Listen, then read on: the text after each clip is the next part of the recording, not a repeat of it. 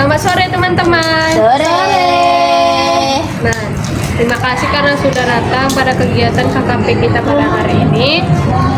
Jadi di sini saya akan menjelaskan apa itu KKP. KKP adalah salah satu bentuk layanan membahas trauma yang dialami melalui dinamika kelompok. Nah, ada juga pun tujuan KKP yaitu meminimalisir trauma yang dialami. Nah, di KKP ini ada 4 ajas. Yang pertama ada ajas kerahasiaan, ajas keterbukaan, ajas kegiatan, dan ajas normatif. Nah, cara pelaksanaannya itu dipersilahkan semua berpendapat dengan bergantian, tidak ada pendapat yang salah dan tidak saling menyalahkan. Nah, saya ingin bertanya kepada teman-teman semua, apakah ada topik yang ingin dibahas pada hari ini? Baik, kepada saudari. Topik yang akan dibahas hari ini, saya menyarankan khawatir yang berlebihan. Baik, ada lagi. Baik, kepada saudari. Topik hari ini untuk melihat anak yang bertingkah. Baik, ada lagi. Baik, kepada saudari. Saran saya kita membahas mengenai topik anak-anak putus sekolah. Baik, apakah ada lagi? Baik, silakan. Saran saya merasa sukses. Apakah ada lagi? Silakan. Untuk melihat suami korban. Apakah ada lagi? Baik. Riwuh seperti orang tua. Oke. Untuk teman-teman sekalian, mari kita sepakati topik apa yang akan dibahas pada hari ini. Apakah ada yang ingin berpendapat? Baik, pada saudara Tania. Kalau saran saya sih tentang anak-anak putus sekolah, karena agar kita tahu gimana, agar kita tahu kan nanti setelah kita tahu dampaknya apa, jadi kita nggak bakal ngebiarin anak kita atau keluarga kita gitu untuk putus sekolah. Nah, baik, kepada saudari Tania. Baik, kepada saudari Tania, bisa menceritakan kronologis masalah yang akan dibahas pada hari ini. Baik, terima kasih. Jadi saya punya tetangga. Baik, terima kasih. Jadi ceritanya itu saya punya tetangga. Dia tuh awalnya yang satu tingkat di bawah saya. Awalnya dia tuh kayak semangat gitu kan. Dia tuh pindahan gitu kan. Pas dia pindah ke tempat kami tuh, dia tuh cuma kenal sama saya, sama satu lagi ada kakak anak kami. Nah, jadi dia tuh pindah ke sekolah kami. Jadi kami satu sekolah. Singkat cerita, sudah sekitar 4 tahun dia tuh sampai di kelas 4 SD, dia sekolah di tempat kami yang sama. Tiba-tiba dia tuh pengen putus sekolah. Awalnya kami nggak tahu masalah dia tuh apa, kenapa dia tiba-tiba pengen putus sekolah. Bahkan dia nggak ada niatan sedikit pun untuk lanjut lagi sekolah gitu kan. Setelah ditelusuri, ternyata dia putus sekolah karena dia sering dibully sama teman-temannya. Dibully dia, misal amit-amitnya apa yang giginya nonjol gitu, terus diejek jelek, kurian gitu. Terus bahkan diejek sampai kok bawa-bawa orang tua. Itu ternyata itu yang membuat dia sampai itu nggak mau sekolah. Nah, jadi karena saya teman dekatnya, waktu mau masuk SMP saya coba tanya lagi sama dia, apa nggak mau sekolah? Jawaban dia selalu tidak. Tapi dia setiap ditanya sama orang-orang lain yang belum kenal dia selalu jawab itu sekolah gitu. Hingga akhirnya dia menikah sekarang. Udah kita aja ceritanya. Baik, karena saudari Tania sudah menceritakan, apakah di sini teman-teman ada yang ingin mempertanyakan faktor penyebab masalah tersebut? Baik, kepada saudari Arafat. Baik, terima kasih. Pertama saya ingin bertanya mengenai bidang dari keluarganya. Dia kan memilih konsultan fisik, Pak, dibilangnya. Apakah dari keluarganya tidak ada bantuan gitu, pengobatan untuk dia? Karena dia sejak sekarang sakit rewel gitu kan, dan bisa bagus kakinya atau pokoknya perawatan yang lain lah. Terus yang pertanyaan saya yang kedua itu, kalau memang di situ udah dibully, apakah ada orang tuanya gitu konfirmasi ataupun yang ngadu gitu sama pihak sekolah biar pembulian itu bisa terhenti gitu?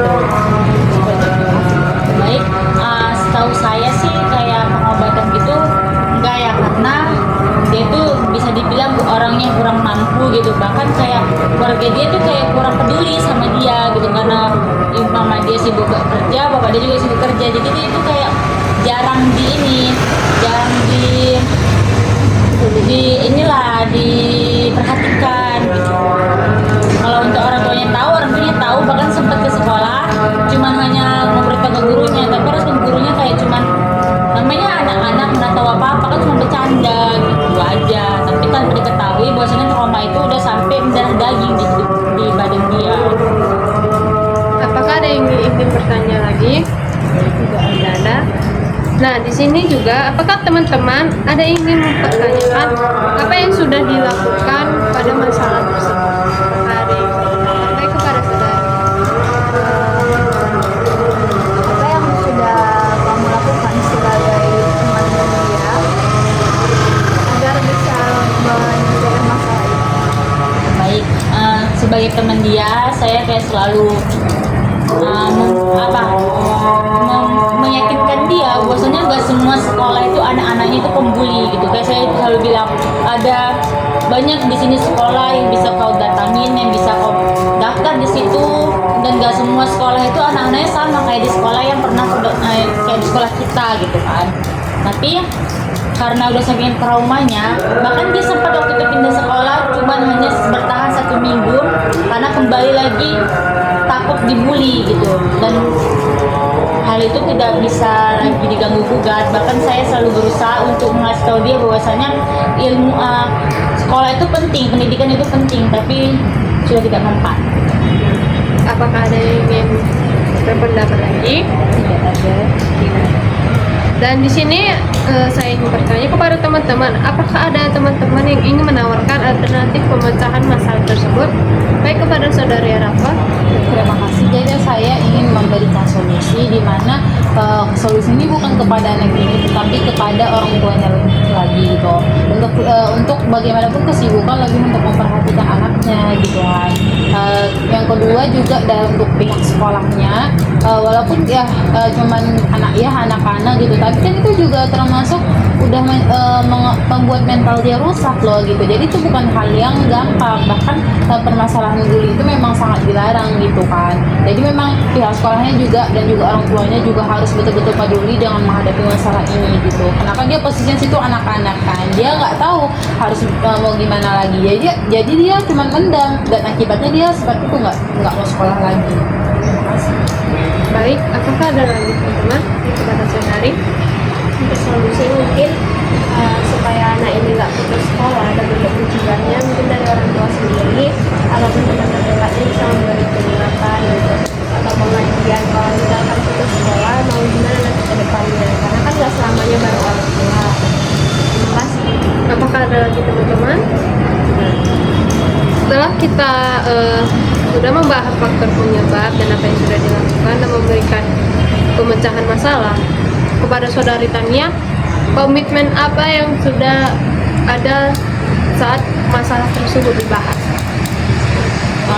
Komitmen saya sebagai temannya, mungkin saya akan selalu berusaha meyakinkan dia, terus menerus berusaha untuk meyakinkan dia bahwasanya pendidikan itu penting, dan nggak semua sekolah itu manusia itu pembuli. Nah, masuklah kita kepada evaluasi bekerja. Yang pertama, berpikir apa yang ada dalam pikiran teman-teman semua sebagai pendamping konseling traumatik setelah membahas topik pada hari ini dengan layanan bimbingan kelompok. Apakah ada yang ingin berpendapat? Baik, kepada saudari. Saya berpikir bahwa faktor anak-anak putus sekolah ini yaitu karena terjadinya pembulian dan tidak adanya dukungan dari keluarga. Baik, apakah ada lagi? Nah, yang kedua, perasaan apa yang teman-teman rasakan sebagai pendamping konseling traumatik setelah mempraktikkan layanan bimbingan kelompok ini? Baik, kepada saudari Hibah. Baik, terima kasih. Mungkin saya jika sebagai pendamping konselor traumatik, saya merasa sedih kan juga karena melihat anak-anak yang akan menjadi penerus bangsa ini putus sekolah, dan perasaan itu juga bisa mendorong saya untuk membangkitkan anak-anak yang sudah putus asa atas ketraumaan dalam sekolah tersebut. Baik. Apakah ada lagi? Yang ketiga, bersikap. Bagaimana teman-teman sekalian sebagai pendamping konseling traumatik menyikapi praktik layanan bimbingan keluarga pada hari ini? Baik, kepada saudari Atia, Saya harus bersikap positif dan juga mendukung penuh terhadap korban. apakah ada lagi teman-teman? Nah, yang keempat ada bertindak. Apa saja tindakan teman-teman sekalian sebagai pendamping konseling traumatik? Baik, kepada saudari Tania. Baik, terima kasih. Sebagai seorang pendamping konseling traumatik, saya akan bertindak untuk membantu seluruh siswa yang mengalami trauma karena pembulian. Baik, apakah ada lagi? Tidak ada. Dan yang terakhir ada bertanggung jawab. Tanggung jawab apa saja yang teman-teman lakukan harus tumbuh pada diri teman-teman sekalian sebagai pendamping konseling traumatik. Baik, kepada saudari Afifa. Terima kasih. Mungkin jika saya sebagai pendamping konseling traumatik, tanggung jawab yang akan saya lakukan yaitu saya bertanggung jawab untuk membangkitkan semangat anak-anak yang ingin putus sekolah ini dan terus memberikan edukasi dan gambaran-gambaran tentang pendidikan apa yang akan mereka dapat dan bagaimana pendidikan yang seharusnya mereka dapat di sini. Apakah ada lagi? Tidak ada. Jadi sebelum kita menutup kegiatan kita ini, mari kita berdoa. Di sini saya akan membawakan doa beragama Kristen. Yang beragama non-Kristen akan menyesuaikannya. Ya Tuhan kami, hari ini kami telah selesai melakukan KKP dengan topik anak-anak putus sekolah. Terima kasih atas kelancaran yang Kau berikan kepada kami sehingga kami dapat melakukan kegiatan ini dengan baik. Ya Tuhan kami, dengan selesainya kegiatan kami ini, kami telah mengetahui faktor penyebab masalah dan alternatif pemecahan masalah. Bantulah kami untuk menjadikan ilmu ini membantu setiap orang yang mengalami kesusahan, terutama masalah yang kami bahas. Jadikan kami manusia yang lebih bertanggung jawab. Bimbinglah kami ya Tuhan, jadikanlah ilmu kami yang kami pelajari hari ini dan bermanfaat bagi orang yang banyak. Amin. Baik, terima kasih kepada teman-teman karena sudah mengikuti kegiatan KKP pada hari ini. Selamat sore. Sore.